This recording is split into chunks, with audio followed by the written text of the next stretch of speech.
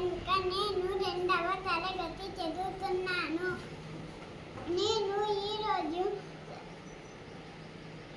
Healthy food and junk food చెప్తాను. Healthy food తింటే మనము స్ట్రెంగ్త్గా ఉంటాము.